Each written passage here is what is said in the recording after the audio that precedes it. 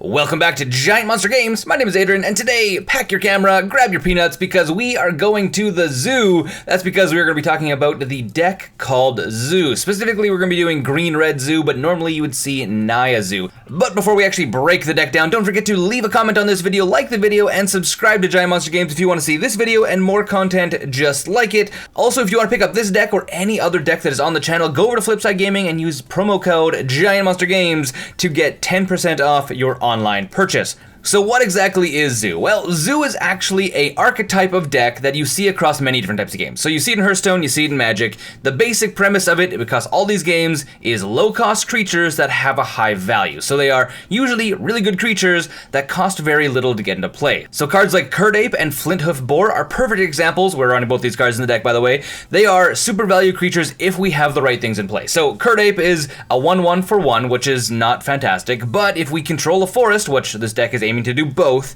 we are going to have a 2/3 in play for 1 mana, which is really good. So if we play this mid-game, we're getting a 2/3 for 1 mana. Flinthoof Boar is very similar, where it is a 2/2 for 2, but if we control a mountain, it gets +1/+1. We can also pay a red mana to give it haste, which is not as much value as it could be, but again, these are cards that have additional value if certain things are met, which is exactly what we're going to be going for in this deck. Now these cards work really well with Experiment 1, which is another card we're running in this deck because it is a 1/1 for 1, but it has Evolve. So whenever another creature enters the battlefield under our control, if it has a greater power or toughness, doesn't have to be both, one or the other, it gets a 1/1 counter on it. So Experiment 1 triggers really well with Kird Ape and Flinthoof Boar, because if they come into play normally, they're going to evolve Experiment 1, but if we do have one of the requirements met, so we have a forest when we play a Kird Ape, now Kird Ape actually enters the battlefield as a 2/3. It doesn't enter the battlefield as a 1/1 and then gets the bonus, it actually enters the battlefield with the bonus because the requirement is already met. So Experiment 1 will evolve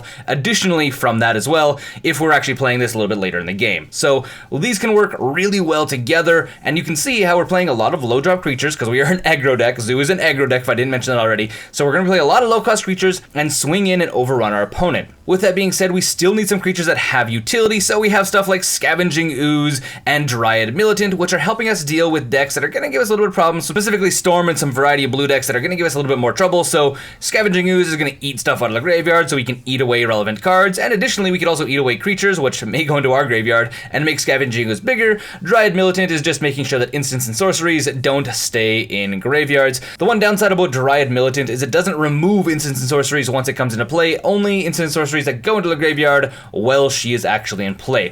But on the upside though, she is a 2/1 for 1, so that is also very nice because she can swing in and get a little bit of extra damage. Now because we are playing an aggro deck, we want to make sure we have the maximum amount of force when we attack with this deck. So we are running the Bushwhacker brothers, that's right, Goblin Bushwhacker and Reckless Bushwhacker are both being played as 4-ofs in this deck because they are really, really relevant and good. If you don't know, either of the Bushwhackers is when they come into play, we have an additional cost we can play or a different type of cost we can play with them, and they come into play, give everything +1/+0 and haste until end of turn, so you can use these to swing all out with a ton of creatures, especially if you dump 3 or 4 creatures into play in one turn, and then you play one of these guys with it, you actually can be swinging in with everything you just played. And that's the idea of this deck, is we're literally going to spew our hand onto the table as fast as humanly possible, and then just swing into our opponent's face. So these guys are allowing us to do that. Additionally, we also have a card called Burning-Tree Emissary, which is really, really good with Reckless Bushwhacker, because Reckless Bushwhacker's trigger is if we played another spell, we can play it for its surge cost, which is a little bit less,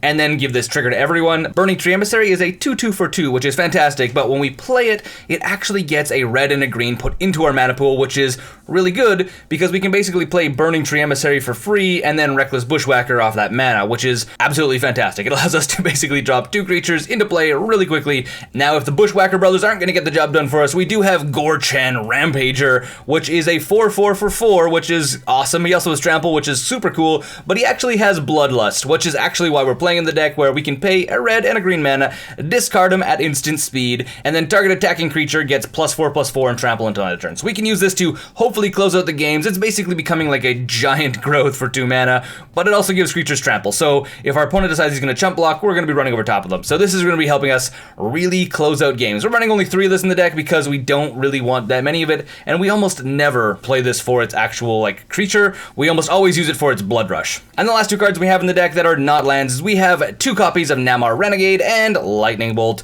Lightning Bolt always can go to your opponent's face or go to remove stuff on the table. It has tons of versatility. 3 damage to anything for 1 red mana is fantastic.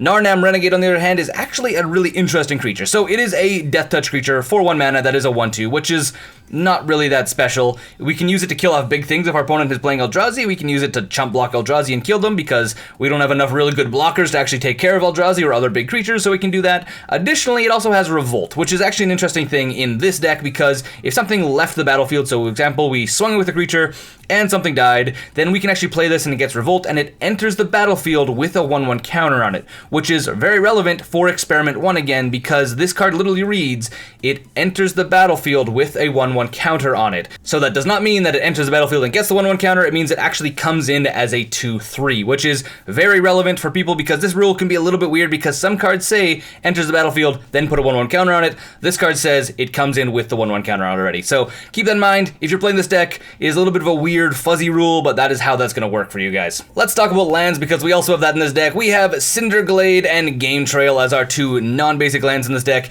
We're running Cinder Glade because it comes in as a both forest and a mountain, so it can actually trigger both of our Kird Ape and our Flinthoof Boar, which is really good. And then Game Trail is just a cheaper way of just getting more mana fixing because we definitely want both mana. We have a lot of cards that are in red and a lot of cards in green, so we just kind of need to fix our mana a little bit. And this is actually not bad. We can reveal a forest or mountain from our hand and it comes into play untapped, which is good in some cases. There's definitely an upgrade to the mana section for this deck, but these cards are both doing the job for us in this budget deck. And that is the entire deck, but if you're going to be taking this out to F&M, you're going to want a sideboard. Come on, let's talk about sideboards now. We're running 2 more copies of Narnam Renegade because if we're running up against stuff like Eldrazi or running up against a control-heavy deck that is going to be removing stuff off our table as fast as we're playing it, coming in as a 2/3 is going to be quite relevant for us, and it's also going to help us deal with big creatures, which is also quite relevant. The next 2 cards we have are to deal with creatures. We have Flame Slash and Fork Bolt. These are just giving us a variety of ways of dealing with creatures. Flame Slash is really good at also taking out Tarmogoyf before it gets too big, so keep that in mind.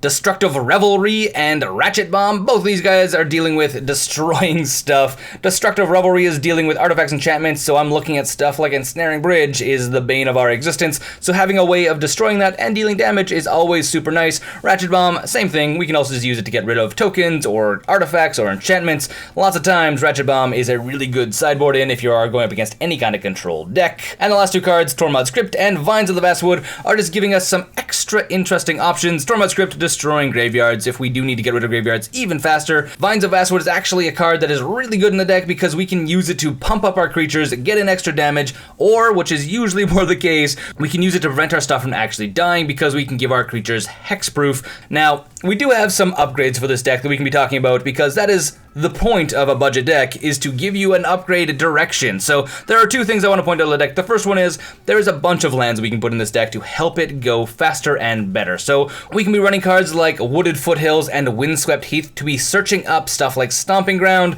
This set of lands is actually really common in most modern decks because we can actually go and fetch up Stomping Grounds on turn 1 and then have access to both red and green mana, which should fix almost any of our problems. Additionally, you can also make stuff like Kird Ape come in as a 2/3 right on turn 1, which is also really good. Another card that is really good in this archetype of this deck is Collected Company. So Collected Company allows you to look at the top 6 cards of your library, put 2 creatures with converted mana cost 3 or less from among them into the battlefield straight away. We can do this at instant speed, and you put the rest of those cards on the bottom of your library as well. It is super duper fast and super duper amazing because all of our creatures, or almost all of our creatures, are converted mana cost 3 or less. So this guy comes in, play it at instant speed, play it on our turn, play it on our opponent's end step, or play it in response to our opponent attacking. Bam, we get a couple creatures, we can do some blocking, which is super duper fantastic. The last card I would suggest if you are upgrading this specific version of the deck is Tireless Tracker. I would only run a 1 or 2 of this card because it allows you to get clues, which allows you to draw extra cards, and it also puts +1/+1 counters on Tireless Tracker whenever you crack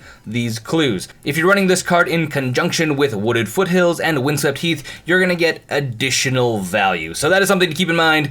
Now, this deck, I would like to say, is a pretty good deck, but we can actually upgrade it. If you guys are interested in seeing a more upgraded version of the deck, I also have a upgraded version of the deck. It is in the $400 range, so it is not top tier, top 8 deck, but it is pretty darn competitive. So here's the entire deck list if you want to take a look at it. There's a link in the description for that entire deck list as well, but the cards we're adding in that are super duper relevant is Wild Nacatl, Renegade Rallier, and Voice of Resurgence. Because this deck goes into white, we can actually run some creatures that are super duper amazing. So Wild Nacatl is basically the same as Kird Ape except on steroids, because it gets +1/+1 if we control a mountain, and then +1/+1 if we control a plains. So again, super duper value. This is like what zoo decks are built around, is Wild Nacatl. Renegade Rallier becomes a mid-game return something from our graveyard to play, which is super duper relevant. It can also be a land, which is super duper funny as well. So when it comes to play, if we have triggered Revolt, so a permanent we control has left the battlefield this turn, which again, if we're running Wooded Foothills or Windswept Heath, is not very hard to trigger most of the time, we get to return a card with converted mana cost 2 or less from our graveyard to the battlefield. So this can be a land, it can be a creature, lots of awesome options.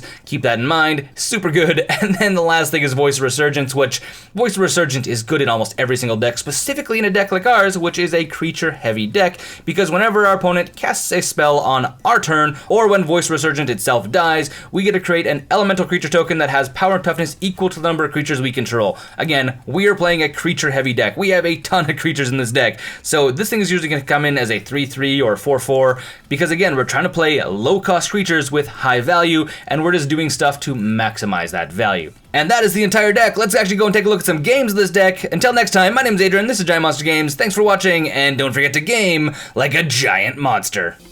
Thanks for watching the videos here on Giant Monster Games. If you want to support the channel directly, we now have a Patreon page which you can go and become part of the broader Giant Monster Games community. Additionally, if you want to see some other awesome videos, you can click right here or right here.